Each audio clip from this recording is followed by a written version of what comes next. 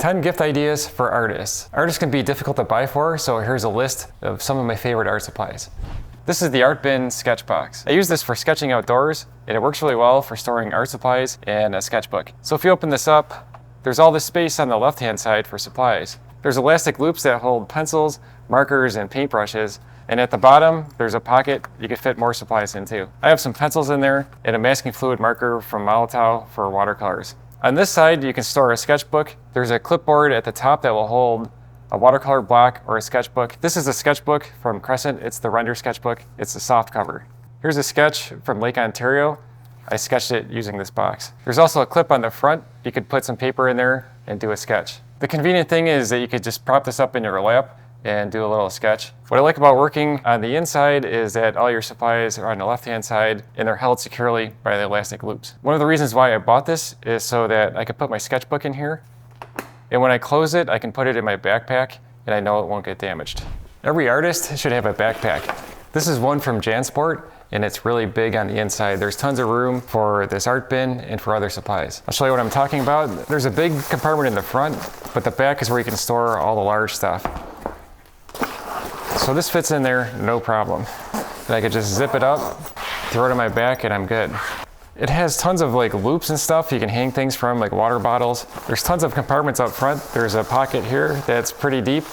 I have a rag in there for cleaning my hands and my paintbrushes. There's a mesh compartment up here on the top. On the very top, there's a shallow pocket. You can put electronics in there, you can put your phone. There's even like a little opening here to run a cable through. I'm really surprised at how much I can fit in this bag. This is my Pochade box from New Wave. This is the larger version. So there's a pallet here that's removable. There's a magnetic strip here, and the pallet just slides right out. A lot of this is routed out to make it lighter. And there's a little compartment up here for pencils or brushes. These are rare earth magnets, so it just clips right into place like that. And up here, these are routed too to make it lightweight. And you can hold a fairly large panel with this. On the bottom is a standard tripod mount, so you can put it on any tripod. Surprisingly, this also fits in here along with the sketch box. So you can fit quite a bit in this bag. I was totally surprised at how much I could fit in here. Speaking of tripods, this is my carbon fiber tripod. If you're looking for a tripod to use with the Pochade box, I recommend this one because it's so light. Plus, it has these feet that lock into place by twisting them. So it's super easy to set up and take down.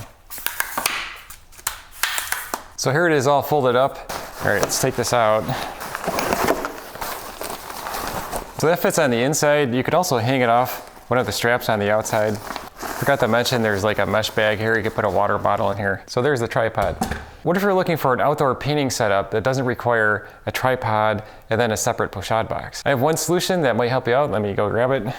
This is an easel from KraftGeek. It comes in different colors. I got the walnut. They sent this to me for free, but it has no impact on my review. What I like is it folds up into such a small package and it lays flat.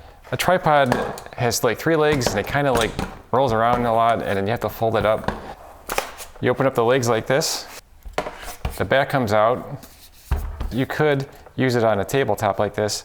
Right here, there are these clips that fold down, and that's what your canvas would rest on. So this could be a tabletop easel if you wanted to.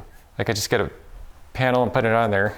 So here's an oil painting I'm working on. I could just put it on here real quick, and you can see that this would work as a tabletop easel. This is similar to the tripod in that you can extend the legs by twisting them, and then you twist it again to lock it. So I'll extend all the legs. Oop, headphones. All right. So here it is with all the legs extended, and it's pretty solid. So there's a clip at the top that will hold your canvas in place, and you can work on a painting outdoors. You can also use this, like I said, at a table or sitting on a stool. So you just close that back up. All right. So it's the reverse of what you did to set it up. You just fold this back down. There we go. So what if you're looking for a more substantial easel for your studio? This is a good easel from Meeden. I purchased this over a year and a half ago, and I've had no issues with it. It's all solid wood, and you can hold 2 canvases at the same time. So there's this top section where you could display a painting, and then there's a bottom section too. I could raise this up so you can see it better. So this extends rather high. It can accommodate large canvases. So here's my painting of oranges, or I can put my coffee mug up here. You can adjust it up and down. You can fit 2 paintings in here at the same time. But the other cool thing is it can tilt totally flat if you wanted to. Gotta lower this because it's hitting the ceiling here. So my desk is kind of in the way, but this folds totally flat and you can work on a painting as if this is a table. If you're looking for a small compact easel, you can get this kit from Meeden. It includes this tabletop easel that folds flat. So you just loosen these wing nuts on the side and you can adjust the easel to whatever angle you want. The kit includes different canvases. There's these 10 by 10s. They're both in black and white, and they easily fit onto this easel. So there's 2 11 by 14 canvases. There's a white one and then there's a black one. And they easily fit into this easel. So the easel has this lip that holds the canvas in place. The panels also fit in there just fine, and if that lip gets in your way, that's not a problem. You just turn this around the other way. And if you just press down while you're tightening, it'll create enough tension in there to hold it in place, and you can still get your paintbrush in there. So this kit also includes palette knives, a whole set of brushes, a color wheel for choosing color schemes. There's a canvas pad that has actual canvas in there. So this is primed with gesso, and you can see that's actual canvas. There's a disposable palette pad, and these are nice because when you're done, you just peel it off and throw it in the garbage. And they also included a plastic palette with a thumb hole in there. The kit includes a bunch of acrylic paints. There's metallic paints, there's pastels. I think I like this set here the most. I'll be using this when I do a demo painting with it.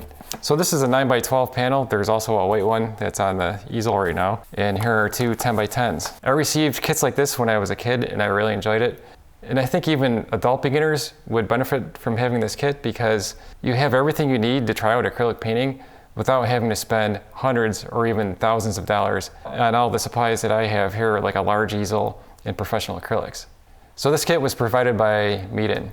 I think every artist should have a paper cutter, and I like this one from Fiskars. It's made from plastic, but it's sturdy, and what I like about it is that it's compact. It folds in half, so you can easily store it. And of course, I have it upside down. So a paper cutter really comes in handy when you need to trim down photos or watercolor paper. It just makes it so much easier than using an X-Acto knife. So here's a reference photo I used just for a demonstration here. I can show you how this works.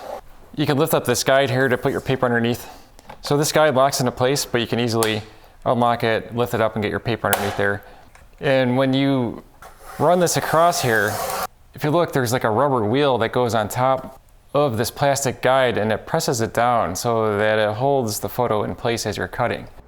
Of course, you want to keep your fingers away from this cutting edge when you're cutting, but they did include a guide around the cutting wheel to protect your fingers. There's markings for inches and centimeters.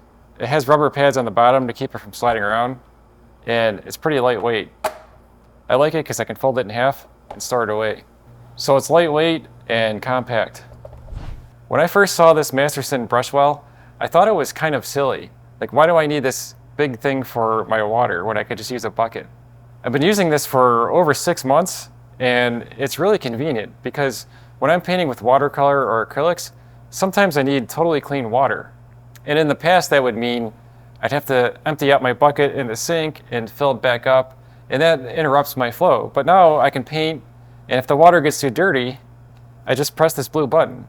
The water drains into the reservoir in the bottom, and then this bottle fills it back up.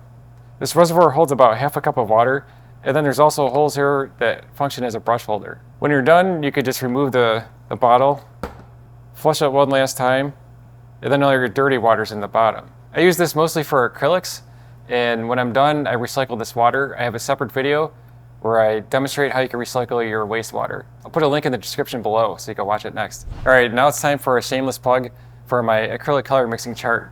Mixing colors can be complicated, and every recipe on here only uses 2 colors.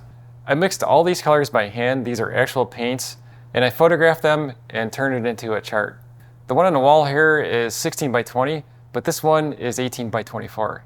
I went with a different printer because I can get a larger size for almost the same price, and I think the colors are more accurate on this one. I also have a poster frame that fits this. It's 18 by 24. There's a link in the description below where you can pick these up. I recommend the art supply cart from Meeden. They sent it to me for free, and I'll be coming out with a video on how to assemble it. I recommend it because you could fit a ton of art supplies on it, and it's made from solid wood. It also has wheels that you can lock so that it doesn't slide around as you're working. And one cool thing I like about it is they put notches along the edge so that your brushes won't fall off into your palette. I thought that was a nice touch. If you're looking for like a tabouret or an inexpensive cart to pair with your easel, I definitely recommend picking this up. One last recommendation is this pencil case from East Hill. I just picked it up. I haven't really tried it out in the field, but I'm impressed with how it's made. There's a pocket on the outside, and when you flip it open, there's a zipper pouch on the underside of the lid. These elastic loops look pretty sturdy. There's a pocket at the bottom here, and when you flip it open, there's a bottom storage compartment. The bottom compartment expands, but if you want it to be a little bit more compact, you can just zip it up, and it keeps it more shallow. So check that out. There's a link in the description below. So those are all my gift ideas for artists. Up next, you can watch my video about the 10 game-changing art supplies for artists. Thanks for watching.